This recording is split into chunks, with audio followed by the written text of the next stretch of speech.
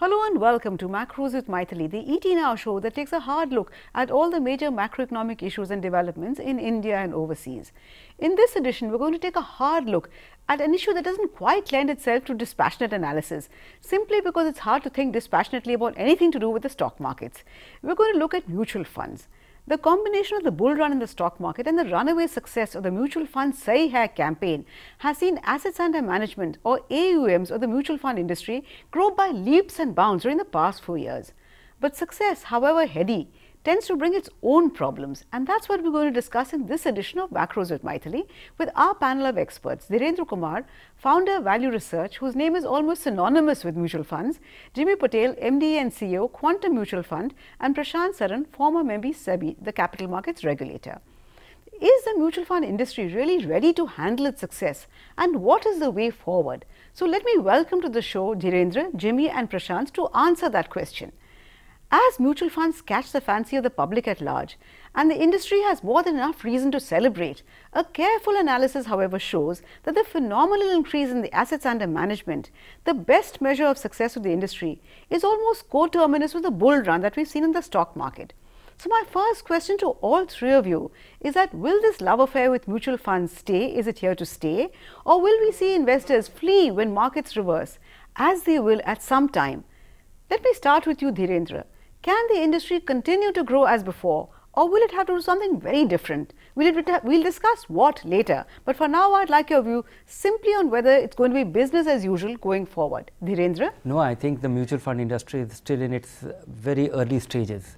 When you see the people around you, they don't invest in mutual fund. The share of mutual fund as household savings is still very nominal. Yes, it is early days. They are beginning, so the growth might be sustained. And today the growth, is fairly opportunistic because the market also did well. But this is going to, this can be sustained and can grow faster, simply because last 5 Indian investors look at the big thing that has happened. Real estate as an investment avenue, which used to absorb most of the capital generated by individual, that as an investment avenue is gone for now. Look at the declining interest rate. For the first time in last 2-3 years, I have come across retirees looking at mutual fund as an option, because if your needs were fulfilled, those are people who don't need extra, high return. They just wanted return which is good enough. And now with the declining interest rates, they are unlikely to get good enough return which will sustain them. So, and given the changing complexion of inflation, the rate of inflation that we see, an old person living in a city, his inflation rate will be very different, and inflation rate linked interest rate is unlikely to fulfill his needs. So anybody looking at inflation beating or inflation matching rising return over time with his savings is in distress, is likely to be in trouble, and people are looking at avenue. Equity seems to be the only way around it. Would you agree, Jimmy? Happy customers today, but will they continue to be happy tomorrow? That really is a big question. In fact, has the dramatic growth of mutual funds over the past few years led to some complacency among fund houses? And is that why we're seeing so little innovation either in products or in the delivery modes? Jimmy? I wouldn't say there was complacency in the industry. In fact, if you were to see, there has been a constant evolution and changes happening in the industry, right from the way a customer is coming on board, to the way a servicing happens, and the way products are getting structured and delivered to the end customer.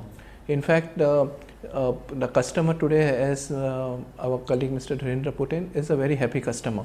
He is happy not only because there is transparency in the system brought in by the regulator. He is very much aware what expense ratios are. He is very much aware what the commission structures are. He is aware of the monthly portfolio disclosures, where the money he is investing is getting in turn invested by the fund manager. And in turn, he is in a position to pick up a phone or even write a simple email to the fund house to air his views or air his queries. In fact, quite a few fund houses have even started accepting queries through WhatsApp and delivering transactions through WhatsApp. So there has been a constant evolution within the industry. The industry is also in an engagement mode with the regulator, to work very closely with the regulator to evolve means and to evolve structures and regulatory framework that would be helpful for the investor. Okay, I'm not sure I share quite the rosy view of both Dhirendra and Jimmy. And Prashant, as a former regulator, regulators I know tend to be a little bit more cautious. So, do you share the optimism of the other two panelists? First of all, what I will like to congratulate everybody who is associated with the industry about the phenomenal growth there was in the last 6 years or so. And it is no mean achievement to grow from 5+ lakh crore to 21+ lakh crore on AUM. But let us consider the entire thing, I mean, in many perspectives. One is that growth in AUM is like growth in GDP. It means a lot, but it's not everything. That is one thing which everyone has to keep in mind. The second thing I would like to say is this, that no exponential growth is possible indefinitely. Nothing grows indefinitely because you will grow out of the resources of the planet altogether.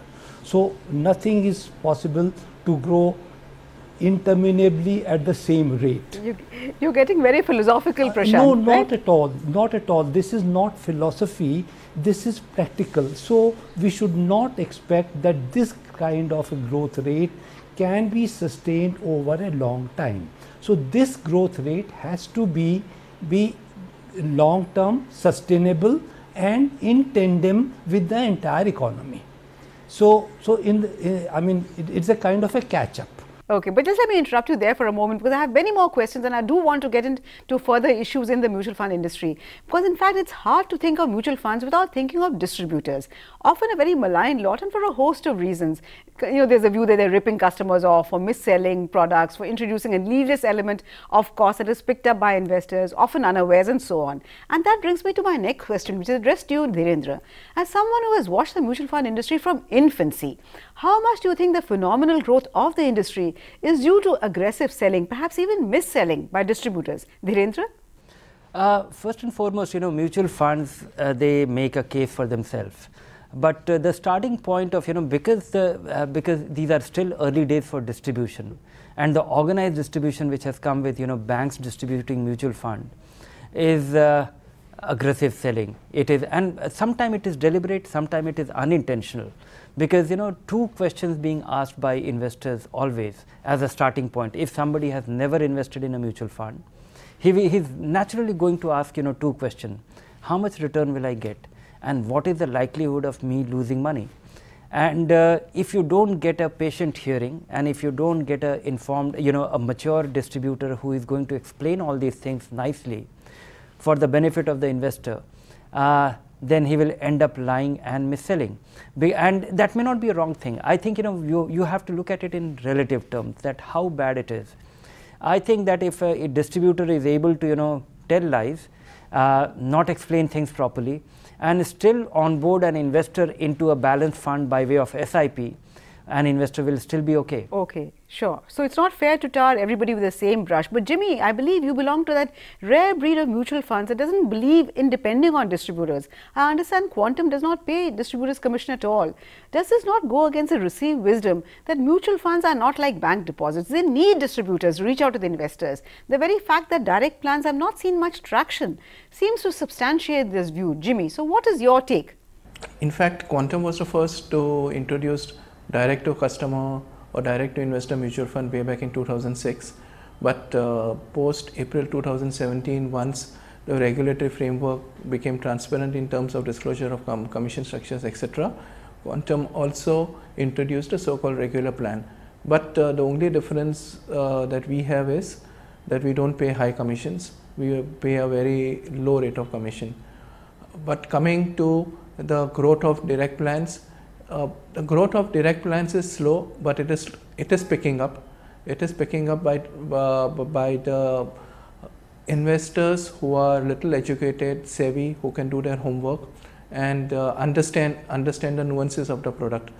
The regulator, I would also say, has done a good job in bringing about reclassification and categorization, which will also help the investors study the products in a diligent way.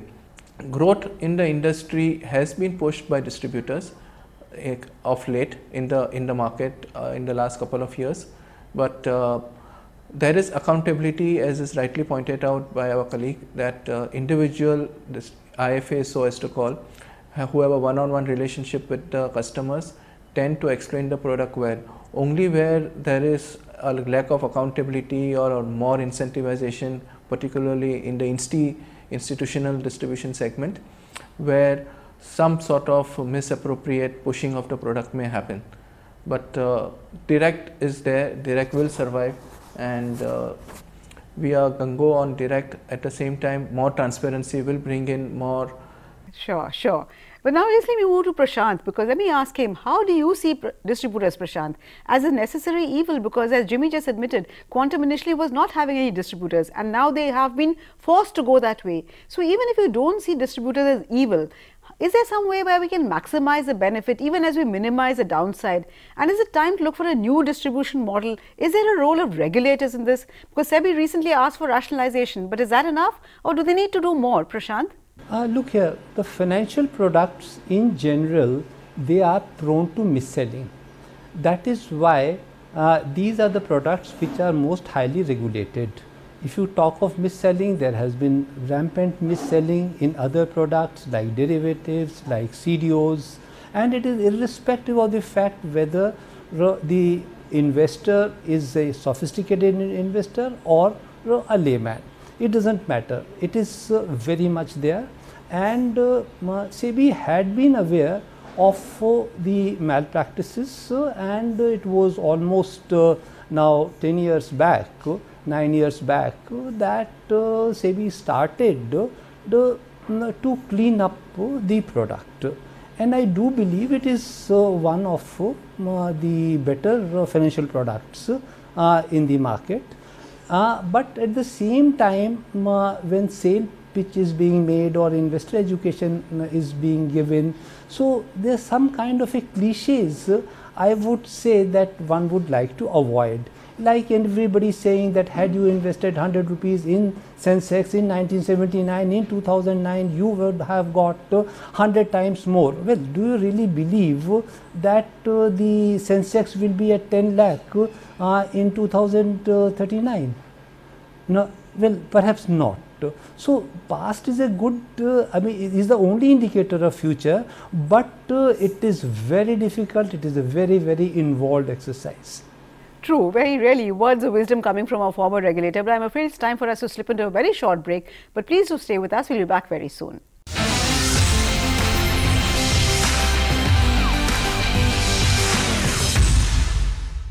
Welcome back. You're watching Macros in Mythili, and I'm in discussion with three capital market experts, rather mutual fund experts, on whether the mutual fund story, the phenomenal story, is here to stay. What are the challenges, opportunities? So, Dhirendra, before the break, we were talking essentially about distribution. But the fact is that for all the talk of retail participation, the fact is that even today, retail participation is frankly very low. If you're looking at actual retail, it's only about 30%, and HNIs and corporates account for about 70%. So do you think that's going to change in the near future, and what will make it change? It is changing. It is changing gradually and in a very desirable way. Because if you look at the way individual investors are coming into mutual fund, I would rather not target a crazy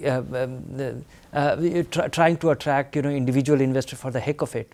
They should come and experience mutual fund in a manner that they stay there for the long run. People should think of it as a long-term savings vehicle, and that is what is happening. The build-up of 7,500 crore SIP book, the monthly flows by way of SIP. This I think is by far one of the biggest achievement of the mutual fund industry, howsoever small. The corporate and HNI investment, I think HNI one should look at going by the taxation structure in the country. Many individual well-off investors are finding it an attractive vehicle to be in, and corporate investment, it is bound to be. I think it is likely to remain static, or it is not unlikely to grow in real terms. But and also as the industrial pickup, development picks up, some of the money will move out. This is not all that money is into fixed income, medium term and short term investments.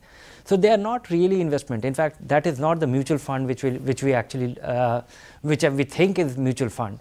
So these numbers will be very different if we look at the kind of money which mutual fund should stand for, and individual investors are meaningful. I think the way it is happening right now, it is a more desirable way than looking at frantic growth. Okay, that might be true, Dhirendra. I would agree with you. But Jimmy, the fact is that many believe the mutual fund industry is on the verge of its own geo moment with the advent of Paytm. Now, will that change things, and are the distributors ready to meet that challenge? I would say let's wait and watch of how things shape out over a period of time. And anyway, whoever enters the industry, be it in a distribution space or otherwise, is only going to do good in terms of helping increase the penetration for the industry. And with the increase in penetration and the increase in penetration happening on the retail side, it will be wonderful for the industry. So in a way we can say that it's good that Paytm is entering the distribution space.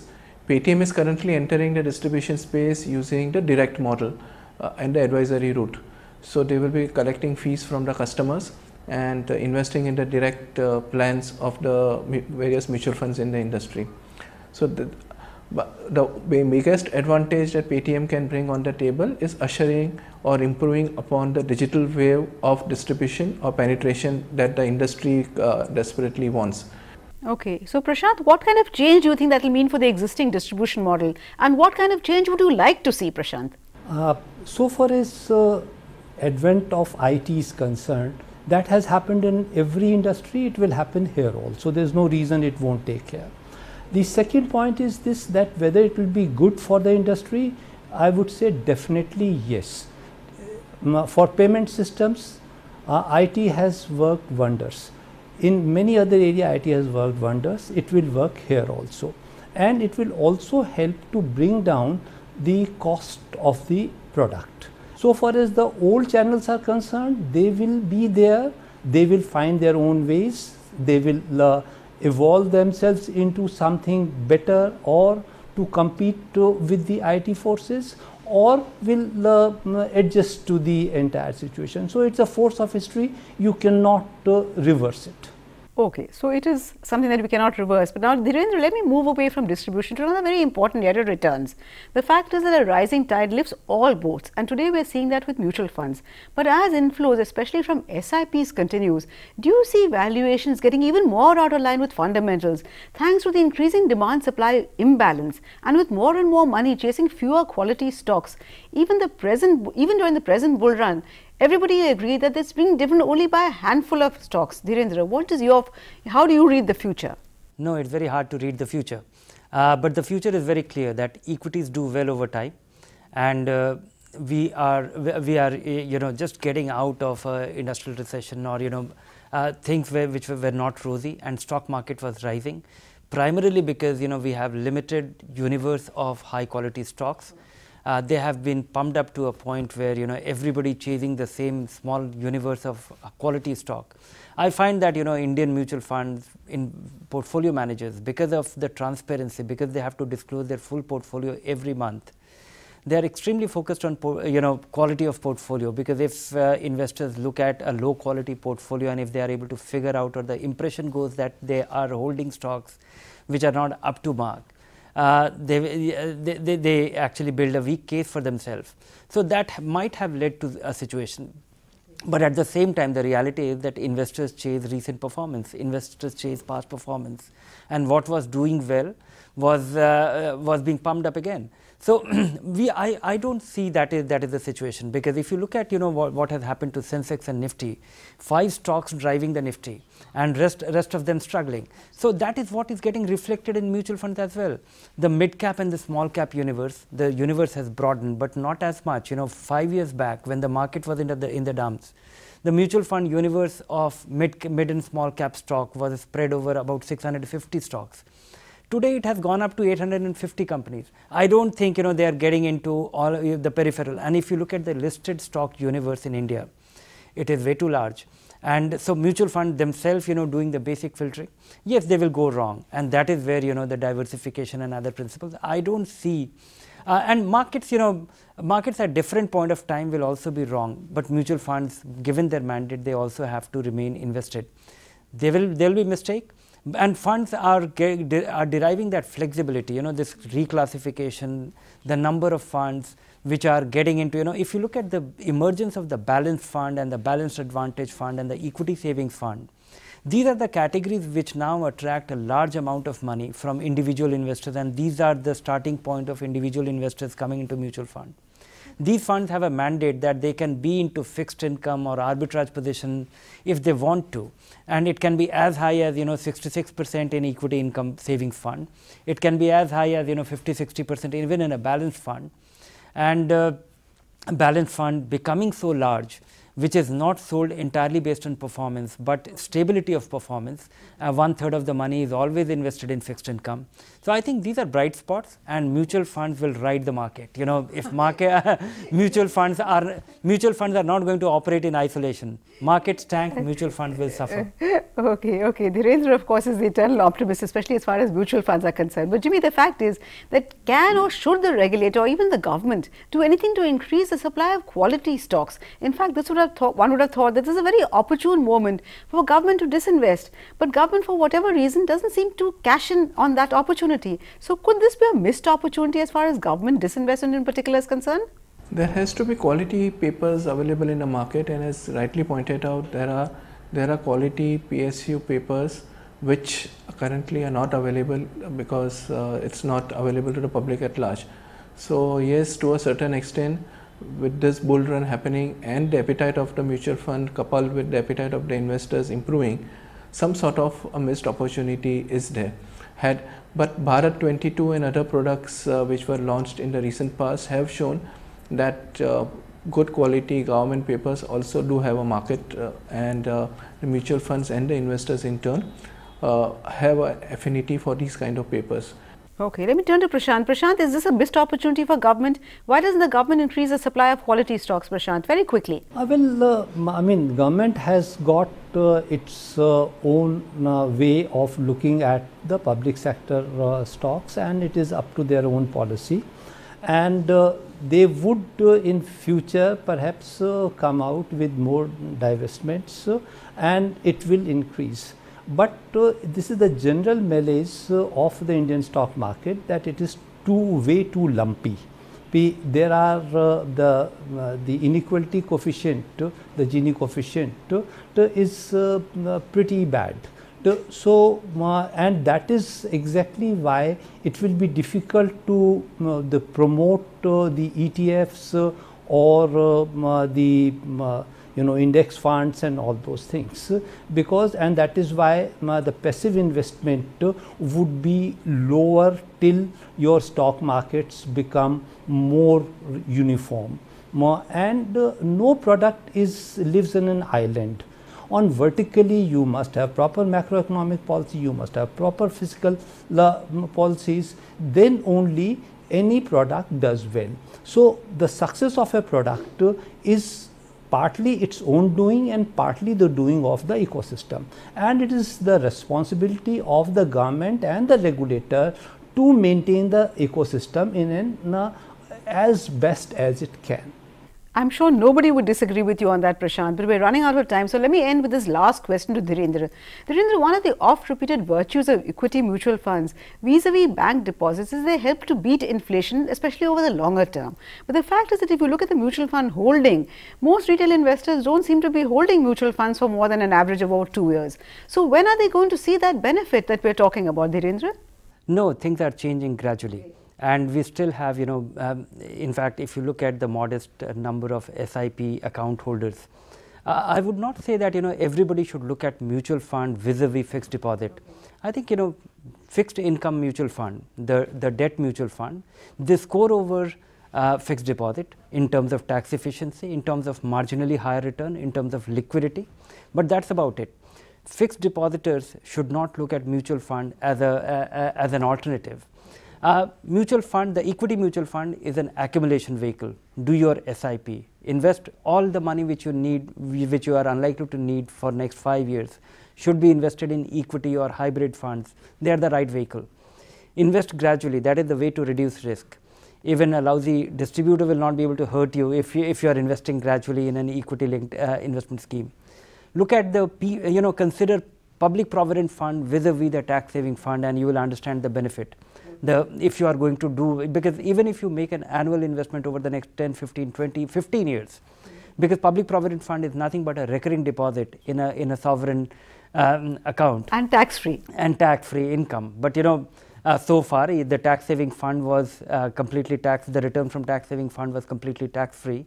Now it is liable for 10% capital gains tax, which is not much, and given the amount of return that you derive from these investment over a 15-year regular investment, despite that 10% return, you will in fact be really rich. And with PPF you just might feel that you are rich, but you will actually not be, because you will just be matching inflation. Okay, so with those sound words of wisdom, afraid I'll have to call an end to the discussion, much as I would have liked to ask many more questions to Jimmy and Prashant as well. Thank you so much for joining us in the discussion, Dhirendra, Prashant and Jimmy as well. Thank you very much also for watching. Remember, we'll be back next week with yet another edition of Macros with Mythili. Till then, it's thank you and goodbye from all of us at ET Now.